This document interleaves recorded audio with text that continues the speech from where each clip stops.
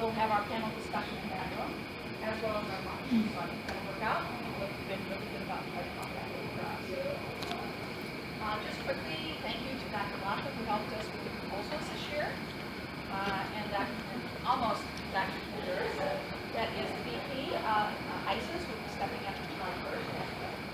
So thank you, Kim, for all your work, and she's the one who did that great, wonderful little pamphlet. And thank you to the rest of the other people that have really stepped in and helped make this happen for us. It's been wonderful here.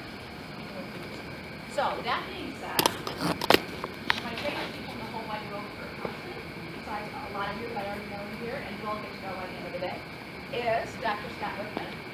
And he is going to talk about supervision, social justice within my building, my workplace. Yeah, I changed the title even since we talked. So. I knew you would.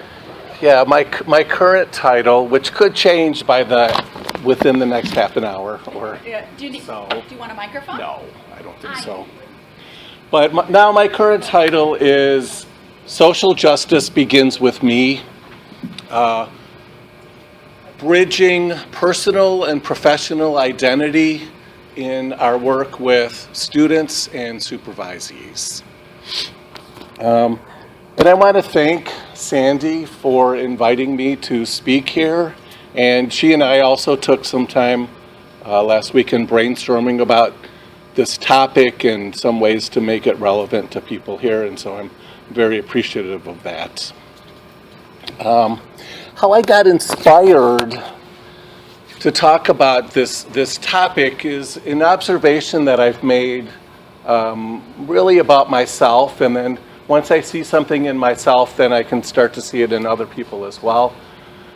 A tendency to look at social justice and advocacy as something that's sort of outside of here, or outside of me, outside of my identity. It's something that I do either in collaboration with or on behalf of other people. And something I'll talk more about a little later, that perception of social justice and advocacy, I think really it's missing something, and it's reflective of our dominant Western narrative, which is this idea that things are outside of us, that our job is to examine and figure out and break down and put into hermetically sealed baggies and keep everything separate, including our personal self and our professional self. And so I want to explore some things related to bringing those all together in kind of a congruent way. Some of the things that I'm hoping to talk about in the next little while. I have some things that I'm hoping to talk about, but what often happens as the Spirit moves me, other things that were unplanned spontaneously come out of my mouth. And so things may go in a little bit of a direction, and if that happens, I think that's even better. In fact, I'll tell you a little bit about myself. It's unlike me to really be planning things out so much in advance. And over the past couple of days, and this will be hard to believe for people who know me, I actually typed out every word that I was planning to say. And I went to print that out this morning, and the first couple pages for some reason wouldn't print. And those pages were sort of my personal background and my personal narrative. So for that reason, I'll start out by giving you just a little thumbnail sketch of my personal and professional background. I think it's important to understand who I am as I present this framework and where some of those ideas came from. I also want to spend some time talking about how social justice and advocacy, how they apply to how we work with students, how we work with supervisees. And although I am framing this in terms of students and supervisees, Really, it applies to any time you are in an authority position or have some type of evaluative capacity, whether that be in mentoring, an administrative position, working with clients as a counselor, and so forth. Part of the way that I understand and interpret is through metaphor, and I want to take one particular metaphor that's fairly prevalent in our culture and plays out in how we enact our beliefs related to social justice and advocacy, and that's the one that I'm going to focus on most has to do with respect and our different perceptions of that. I'd also like to explore the idea that I've become increasingly a fan of, and that's the idea of use of self as a tool. If I'm working as a supervisor, how can I use who I am and my being in order to enhance the quality of our supervisory relationship? If I'm standing up here in front of a group of people, how can I best use me as a way to be demonstrating what it is that I'm talking about? And same thing if I'm working as a teacher, etc. I also want to talk about some of our core theoretical beliefs in professional counseling and how sometimes there can be a disconnect in terms of what we teach and how we train and what we speak about theoretically, and then how we ourselves are acting when we're in these educational and supervisory capacities. The last thing I may touch on, actually two more things. One, the significance and importance of community building within educational programs and supervisory programs, and also ways to create opportunities for ourselves and for the people that we work with, and how to best take advantage of those.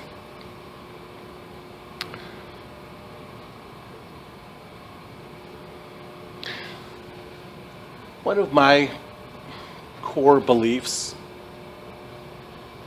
and I first heard about this in my doctoral program at Southern Illinois University from chaos theory, is the idea of the butterfly effect.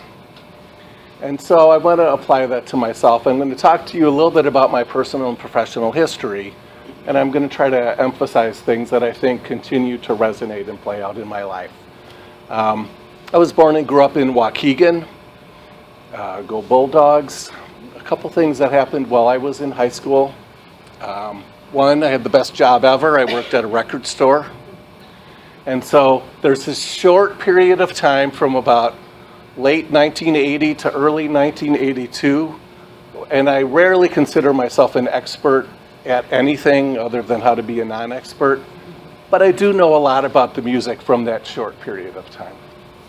I also was on the cross-country team. Continues to play out for me. I run at least one marathon every year, and I'm actually running a race tomorrow morning in my little town of Malta. I was the co-editor of my high school paper, which resulted in being named Outstanding High School Journalist by Northern Illinois University, and I got a scholarship there. And in the class of 1982, I wasn't most likely to succeed. I didn't have the best smile, but I was named most radical of my class. And I hope that that's still true. I hope that that's still true. So I took my opportunity at Northern Illinois University. I was there as an undergraduate. I majored in journalism, but I also went through the NIU teacher training program. Of course, there aren't that many job openings as a journalism teacher. So I picked up a second major, and I may talk, this is a longer story. If I have time, I'll put it in at the end. But I picked up a second major in Spanish. And, well, I'll just tell the story now. I'll just give you the quickest possible version. That I went in, because I had had my freshman and sophomore year of high school, my advisor recommended that I take the Spanish placement test. So I went in, sat down. It was a big auditorium, Cole Hall. It was only me and the proctor. And she gave me the test. I looked at it. It was all in Spanish. And I didn't understand ninguna palabra, which means not any word, hardly.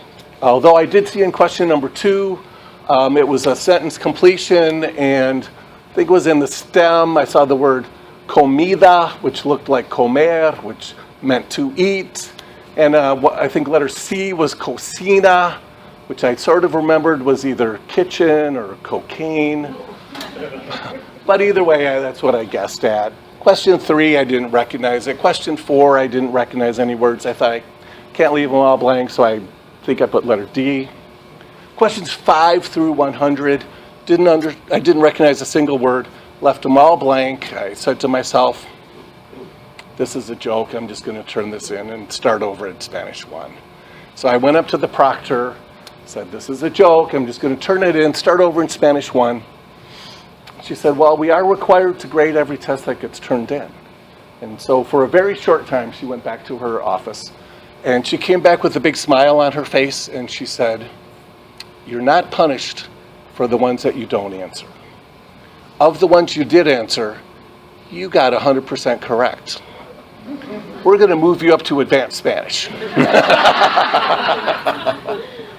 Now, as fate would have it, as the Spirit moved us, divine intervention, I had an amazing professor for my first Spanish class, and I'm friends with him now that I'm back at Northern. His name is Bill Harrison. And he set the tone for the teaching style that I embody today. And I excelled in that class. I love Spanish. I ended up being a high school Spanish teacher after that, little town in southeastern Illinois called Robinson. When I started there, I was teaching 4 small Spanish classes, 2 remedial English classes. By my 3rd year there, I had to give up my planning period. I had 7 filled Spanish classes. And Spanish Club. Now, this is a little school of just over 400 people. I kid you not, in Spanish Club, we had 250 people. It was amazing. And so, at that time I tried to think what was going on for this to happen. And one was that I really valued difference. And I really tried to present an alternative perspective to the dominant paradigm in southeastern Illinois. And so in my classrooms, I tried to create this creative, thriving environment. I used a technique called the total physical response method, where everything we learned in Spanish, we pantomimed it, we acted it out. If you've had the most basic Spanish, you know that the yo form ends with O, and so we would go yo, O, A, and I would be giving commands, and we would be doing things like jumping up and down and throwing books out the window and kind of breaking the rules a little bit, but in a safe way, and really sort of trying to break people up from what they thought that school and education was supposed to be about. And it was really fun, and I really felt a strong sense of connection. Now, this happened in the late 1980s through the early 1990s. I left there in 1991, and yet now in 2015, with the benefit of social media, of my Facebook friends, more than 100, more than 100 are my former Spanish students, high school Spanish students from more than 25 years ago. And so I try to think, what can I learn from that, and how can I keep that going? Now I'm going to really just give a thumbnail. I got my master's degree at Eastern Illinois University. I had a wonderful experience there. I had great mentoring. And I really admired from the faculty. That was my first time receiving supervision. And my supervisor, Bob Saltmarsh, he said, I really want you to feel safe enough that you can share the highlights and the lowlights. Things you feel really good about and things that you had some questions about. And I really valued that.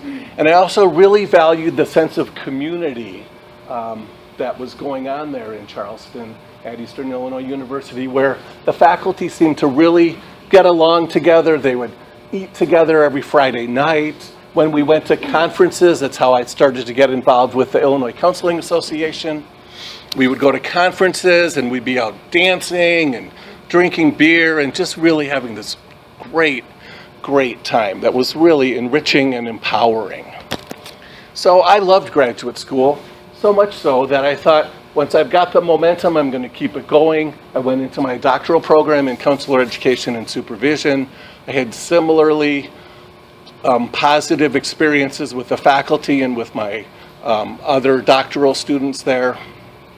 And I may share some stories as I'm talking about other points while this is going on today. During the time that I was a doctoral student at Southern Illinois University, I worked as a community support counselor at Southern Illinois Regional Social Services. I worked with clients who were with severe and persistent mental illness, and I also co-facilitated groups for men who had been convicted of domestic violence charges and convicted of sex offenses. And I always talk about that when I get new advisees in our program, because those groups of these men that I worked with, that's really, I love group counseling, and that's where that passion emerged from. That was my initial group counseling experience. And also, when I had applied to my master's program, I put on the application, there's something like, what population do you think you would have the most difficulty working with? And I put some safe answer like, people who hurt people, people who are abusers. And so by doing that, I really learned a few things. One is to separate the person from the action, that these were not monsters that I was working with. And I also came to believe that if I cared about making a difference, if I cared about survivors, then I needed to work with perpetrators. In addition to that, and sometimes I advocated for some of these clients, generally not with the courts, but more when they had comorbid issues and they were applying for SSI or something like that. And I was able to be non-judgmental and separate the action from the person, and that was a big part of my development, to be able to do that.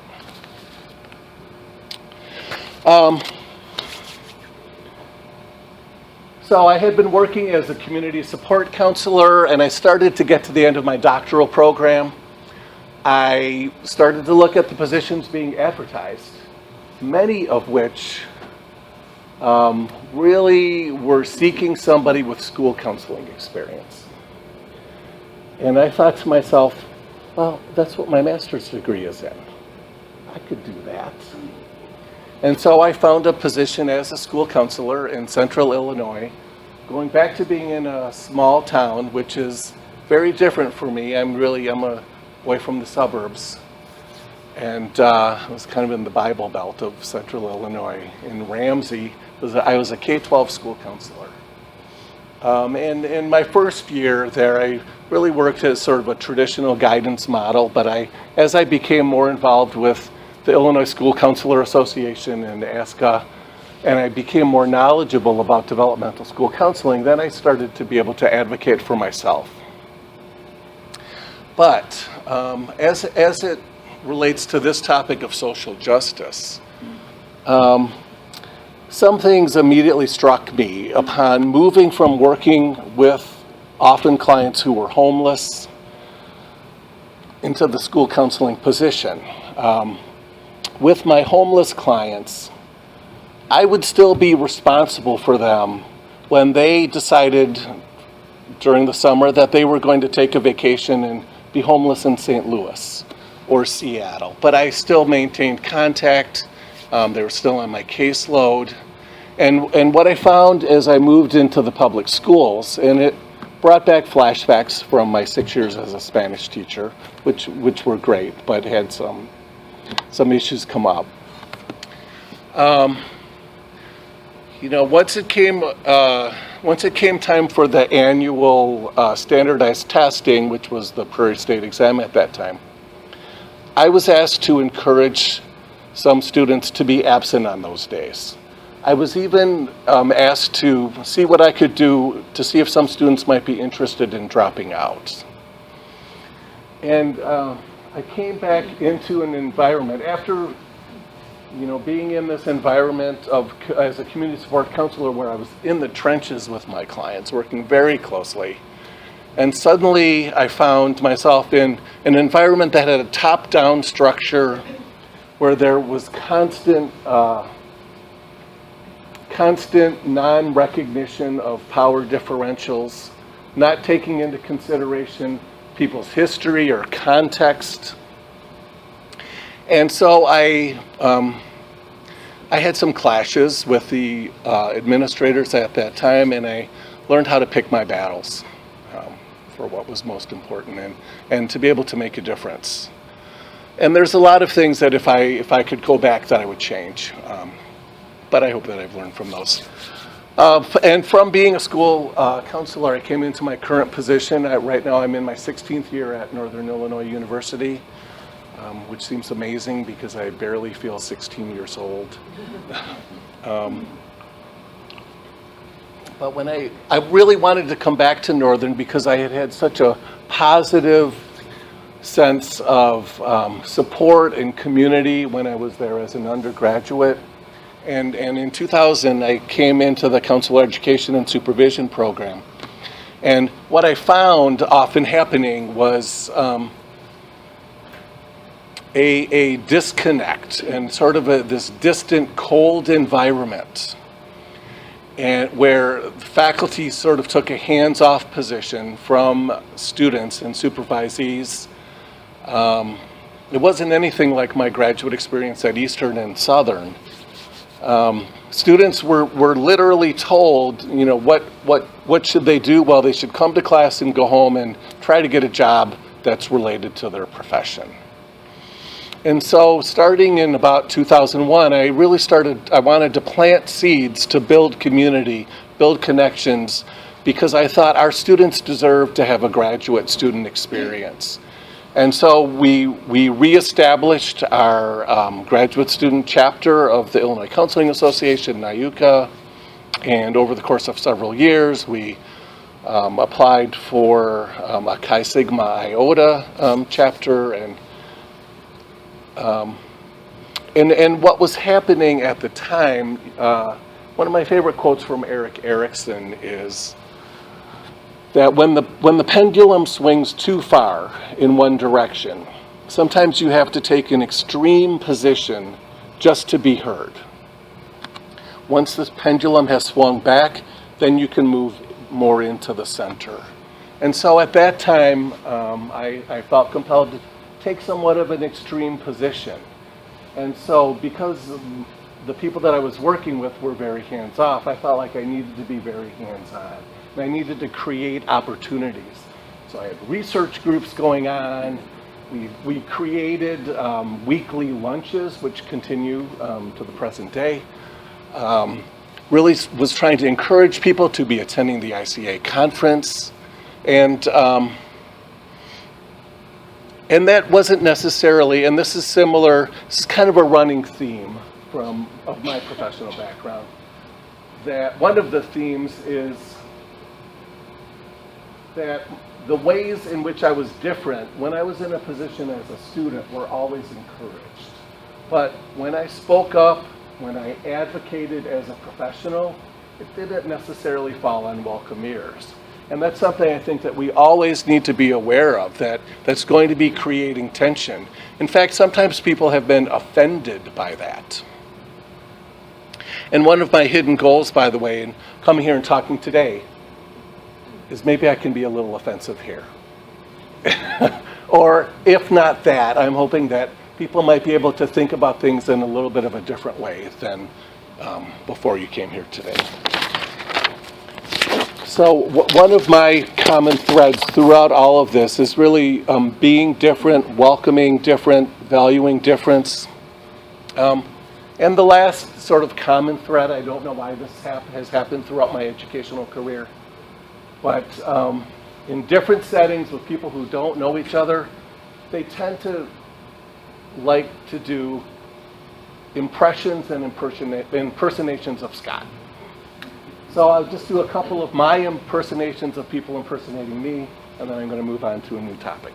One of them is I've had various lengths of hair throughout my career, but regardless of how much I have or don't have, I always just still do the hair flip, which is something like that. Additionally, I sort of have the squinty eyes, looking off in the distance look, which to me means I'm processing. Another one I heard recently was, yeah, I'm not sure about that. Which according to my students, that means I totally disagree. So just to help you see things through the eyes of Scott for a moment, let's practice those three things. Okay, so everybody, let's just do a little hair flip. All right. And now let's sort of do the off in the distance gaze while you're processing.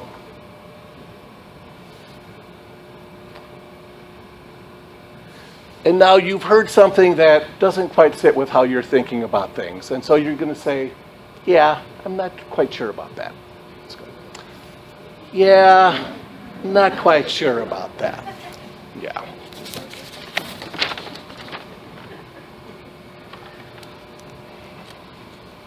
So when I think about advocacy and when I think about my experiences with advocacy and social justice,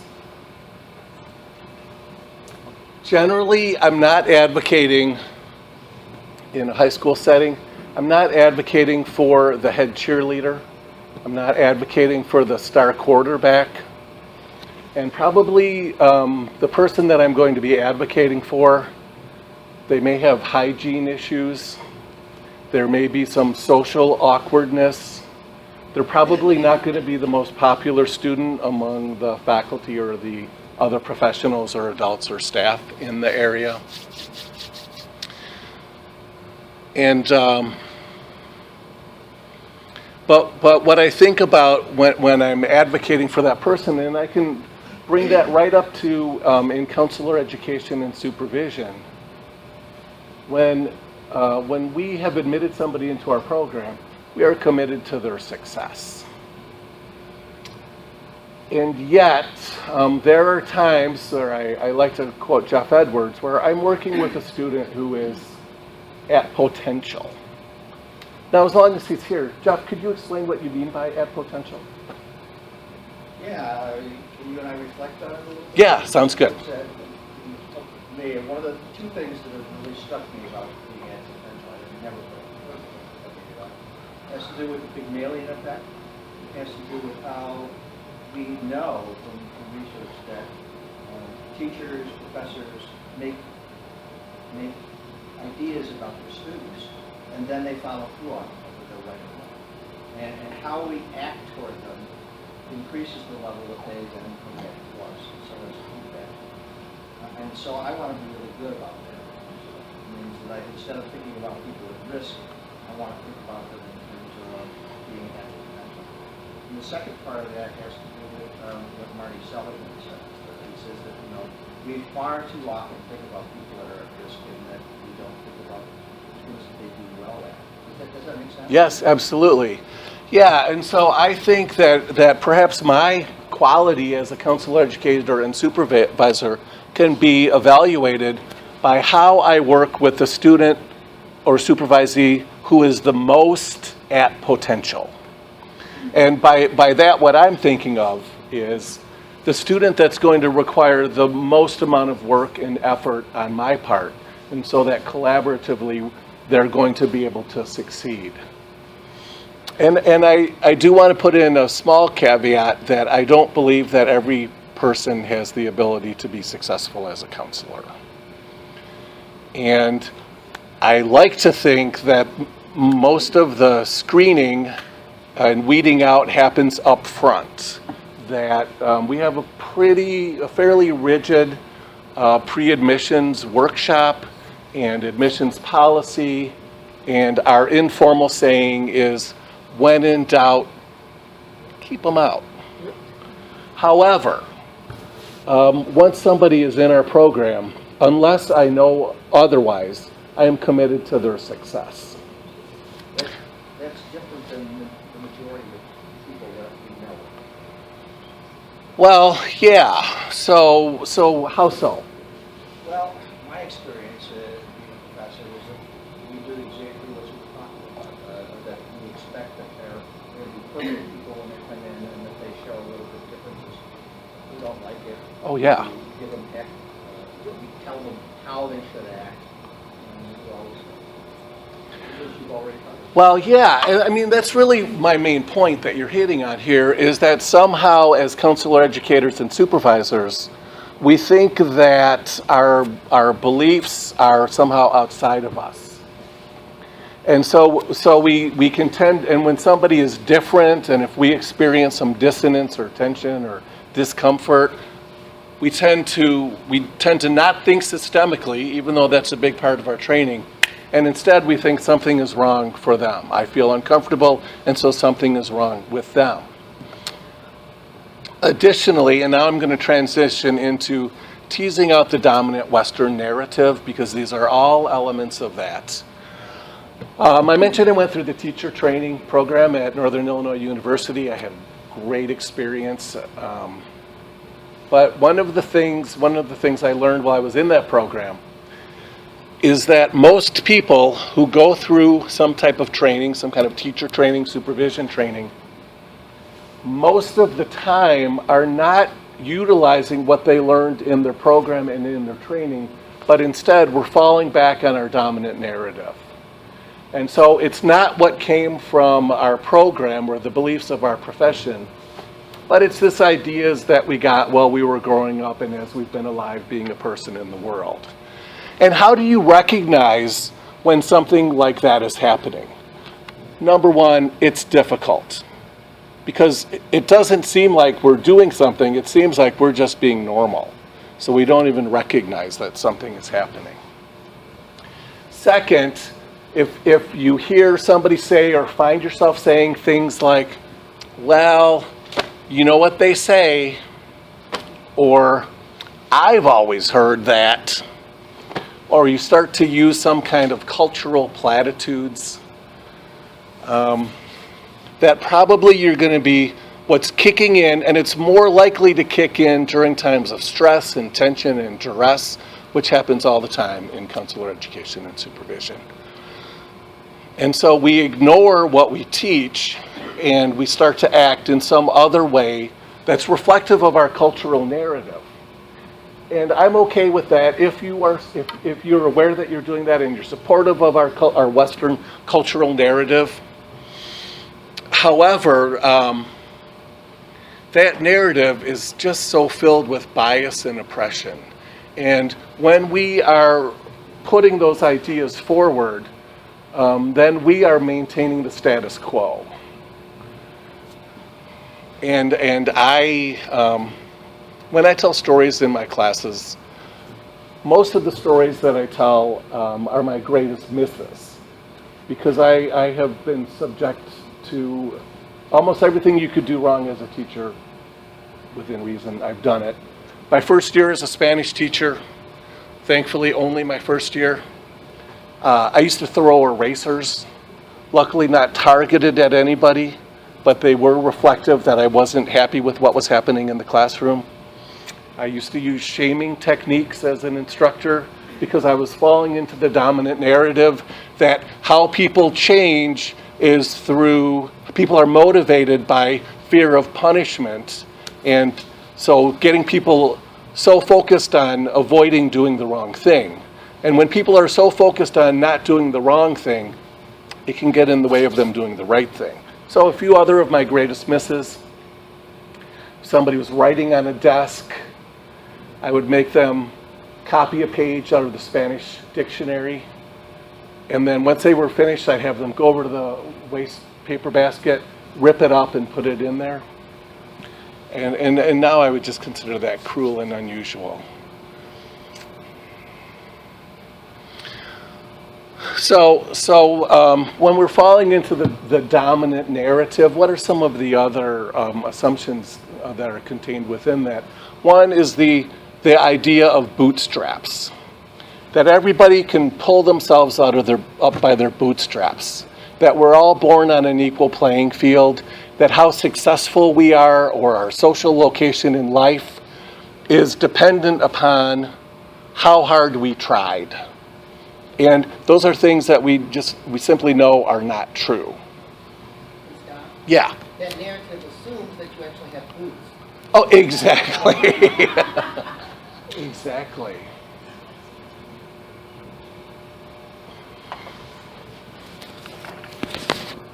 I think that narrative goes far back in our culture, perhaps all the way to the Pilgrims and Calvinism. This idea of positivism, that everything can be known and predicted and broken up isolated into the smallest possible variable. But we work systemically, we're always interacting. And even when we are going back to the application process to counselor education programs, when we are considering applicants, we need to take their history into consideration. And I will say for myself, I've always been a star. I've always done exceptionally well at schools. I'm a good test taker. I got a fellowship to my doctoral program. But it's helpful that I'm white, male, heterosexual, Christian, able-bodied, that my parents were together and supportive, that when I was born, my mom took time off of work and was reading to me. Oh, here's a little personal story from first grade. It's a little microcosm about me. So I was so successful in first grade because I came into kindergarten already knowing how to read, that they had to create a special group for me. I would get special assignments. One day there was a fire drill, and we came back in. The principal was in the room. No, actually I was in kindergarten when this happened, and I saw a friend of mine walk by the window, and I stood up and I waved at her, and the principal looks over at me and he goes, "You, sit down." And I thought to myself, it's a clear thought, doesn't he know who I am? That's little Scott for you, and that's the butterfly effect. And probably in some way that has rippled out to me standing here right now, talking to this group. Some of the things that have inspired me to really be cognizant of this disconnect and this separation, in my personal experience doing test interpretation and in when I help out teach that class that involves assessment and appraisal, students have an assignment to do a test interpretation, and what happens almost 100% of the time is people hear test interpretation, they throw all their counseling skills out the window, and suddenly they jump into the expert position and say, well, this says that this means that this is true about you. And it's like there's a disconnect. It's what we would call high road transfer. Similarly, when I teach consultation. Now, I know that consultation means collaborative brainstorming. But what people know from their cultural narrative, from their dominant narrative, is consultation means coming in, giving advice, and telling people what to do, which is not the case at all, but there's that disconnect. And I think that we make that in teaching and supervision. How does that manifest itself? One of the ways has to do with how we consider respect. And so for me, being respected means I've created an environment in supervision or in my classroom where people can tell me anything. In fact, in my classes, we have a norm that swearing is allowed within reason. So people drop an F-bomb once in a while, usually for humorous effect. But I know other people, and I was like this at one time, who will say things like, "How dare you arrive late to my class?" Now, if somebody shows up late, I have no idea what's going on with them, what their context is. Also what their own personal cultural narrative has to do in relation to time. Or something like, when you turn in an assignment not on time, you're insulting me. Now, and that's using that power separate from what we know about counseling. In fact, let's think about cognitive behavioral theory, 15 styles of distorted thinking. Here's the top 3 that I myself have used, and perhaps you can relate. Personalizing, okay? So if I am saying to somebody, when you turn this in late, you're insulting me, I'm totally personalizing that. Mind reading, shoulds. And you know, I like to consider myself the most constructivist counselor educator you'll ever find. But when I looked through my syllabus, it's filled with shoulds and musts. And of course, Albert Ellis says, you're shoulding all over yourself, stop masturbating. And I found myself at some point in my career as a counselor educator, and I remember it was during practicum where I said, I need to let go of the shoulds, even the ones that I should have. And that was really very liberating for me to be able to do that. And something else that I think happens a lot, I've done research on metaphor, and what that research suggests, and it comes from other people before me, is that we think and experience life metaphorically. And yet we don't realize that we're doing that. And so what happens is we think that our metaphor is reality, and then we go ahead and act on that. A couple other counseling theories I want to touch on. From an Adlerian approach, I think it's helpful as an educator and supervisor to act as if. That this student who is at potential, I'm going to act as if they're going to be successful. From person-centered counseling, change comes from the relationship itself. And that's the most important thing I can do, is establish that strong relationship. From a feminist approach, and I know I'm feminist myself, and I know feminist counselor educators, and we need to take into consideration power differentials, context, and history when we're looking and evaluating at who people are. And the last thing that I want to talk about is the importance in relation of building connections. And I think that if we have somebody who, as a student or supervisee, could go either way when they come into our program, if we've got a strong foundation, then they're going to be successful. Right now, within our program at Northern, our faculty are working with doctoral students who are working with our advanced master students, and our advanced master students are working with our beginning master students.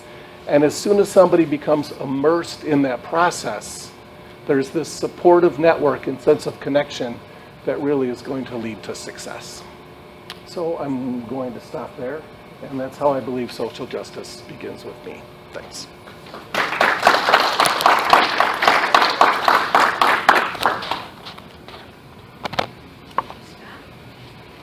Okay, before we head out today, just a few more announcements. Our lunchroom is going to be directly above this one, almost identical. It's in room 16118, but we'll post it different places so you all can see it, so you know that. So it's exactly right above here, and then food will be out in the hallway, but it's a nice, quiet place. So we'll make that work, since we have to deal with ambiguity today. Our rooms for today, I always wanted to do this part.